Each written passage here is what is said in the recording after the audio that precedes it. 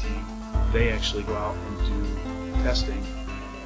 There's a document, a couple documents passed back and forth, but at the end of the day, network security has approved and said, yes, what you're doing here meets all of our network security requirements, and goes back to Bob's point about having that policy in place. So put the policy in place, you execute on it, and you make it part of the process. That's what we've done. Well, from my observation, talking to service providers, as I mentioned before, some do have a CPE, what I would call a CPE strategy. As I said, to control what's going on end to end. So if you have, the power and the bandwidth, because that costs money, right? To make that happen, go for it, because you have, from what I've seen, you have full control on the end user. And if something goes wrong from a user perspective, you're actually in charge. Okay, I mean, you're responsible, so you're gonna have to go there and fix it. But usually what they do is they don't go there. I mean, you start trying to fix it over the phone, and eventually, if that still doesn't work, it's the user who will go to the office, to get it fixed. I mean, this is what I've seen so far. I've never seen, because we are, there is always that question of, is there any truck roll, going on these days? Not anymore. No, I mean, that's the user, no matter what happened, who will go bring the CPE, to get it fixed. So, I mean, yeah, if you can do it, fine. If you don't have, the resource to cover that, don't do it. I was going to say that there's two aspects that we see. There's the technology piece, which is there is a judicious use of firewalls, but one of the things that, and I agree with Ken 100%, many people do not put them directly in front of a session border control, because not only does it have session awareness, but little things like, in many cases, RTP ports that are assigned for media streams are random. They could be anywhere in a huge honker range. That's a technical term. And what happens is if you have to leave those ranges open, you might as well take the firewall out, save yourself some money, and put an Ethernet patch panel and declare victory, because it's just a big hole. All right. So it's more reliable than most firewalls. The second thing also is more organizational. And this is not unique to the network security industry, but the concept of the referred to as segregation of duties. Segregation of duties means that you do what you do, and I don't want you messing with my things. Like, for instance, the security guys may maintain, let's say, the firewall logs or the IDS logs, but they don't necessarily want those guys also handling the CDR records. So it's a trust element, so it's a political thing, organizational as well as the technology aspect. So segregation of duties comes in keeping certain things separate, and then just the right use of firewalls and DMZs. And most people do not put a firewall in front of the border element because it ain't going to work. Question. Comes to the point how much you trust the spend. I mean, you can have a. Oh, I trust me perfectly. I mean, it is genetically possible. Whatever else that breaks one of those off. It's really easier to protect the firewall anything but. Like, you say, okay, I can do whatever, and then, okay, and then 60 the rest is 65. I've seen the vendors are more efficient because of this configuration. It's just software application running on IT. And it is big.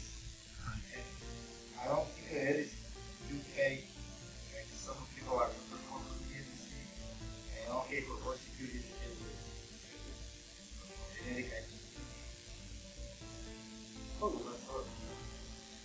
I mean, I guess attacks are not common. No, that's great. So obviously, we do testing, and ports are opened and closed. So some of the things like SSH and applications in the way I think everybody's border element. I'll speak for the industry. I mean, they're enabled, not enabled on ports and links and things like that, but there's still mistakes. So I think you get into the human factor there. You have this guy running the security network, this guy running the border element. He might have opened this there, and the security guy would say no. So we have some guys, who do that. They'll do a virtual pinhole out of the SBC for or out of the firewall, over, to 50, 60 on us, and it'll form a lightweight piece, and then all the media has to run over another port, right, that's doglegged around the firewall. So there's ways to, satisfy the security guy inside the organization, keep the signaling running. I mean, you mentioned one customer that's like that, Vodafone. They have firewalls everywhere. They believe in firewalls. They keep all the firewall vendors in business, on both sides. And some guys don't. I think in general, all the border controller guys do a good job with that application level security over the signaling ports and Sonus and everybody that makes one. That's I don't think that's a concern. I think that's more of a religion inside there. And I think if you do it correctly, it's not bad. In my experience, if you try to run the SIP itself through a firewall, it's just not going to work. If you try to use it and say, ignore this range of packets on these ports, hard forward them over to there, you can configure around it and get that running. Yeah, I think your concern is really, really valid when you start talking about the first set of SBCs probably deployed out in service provider networks. They had a very limited function, right? It was essentially a voice firewall, right? It was stateful signaling, RTP, HA, right? We're starting to see this morning there was the panel about the anatomy of a session border controller, and we're starting to hear conversations, and we're starting to see things where you're bringing together the media gateway functionality with the border controller, right? The MDS, the Acme 9200, the list goes on and on, right? And I think that from our perspective, right, we recognize that, and we will not be single-threaded on our edge from a session border controller.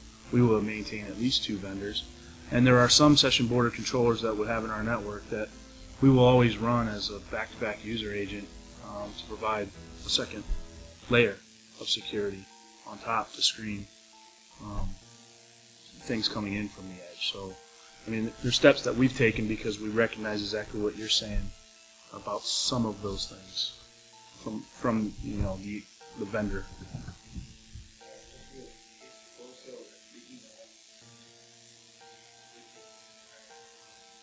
Right. Yep. Stephane, you want any comments on that before we wrap up?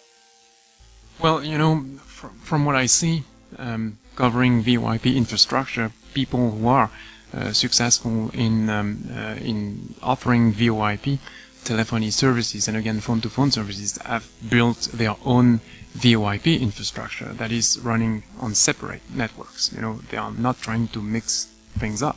And I would say, this is basically the point of the slide.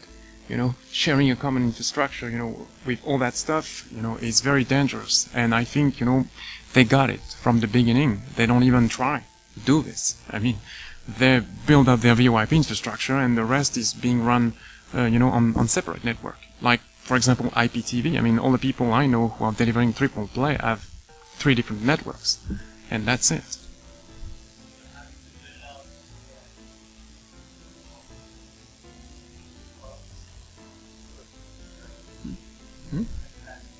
Yeah.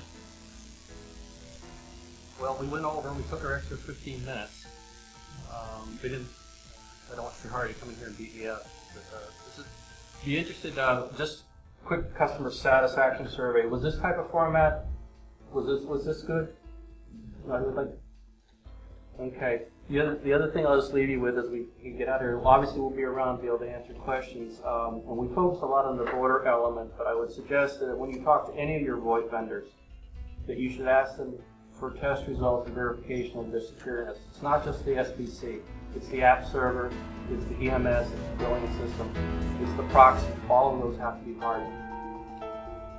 And with that, we thank you for hanging in there, going over, and Lisa will be around. And thank you to the panelists. It was good stuff. Thank you all.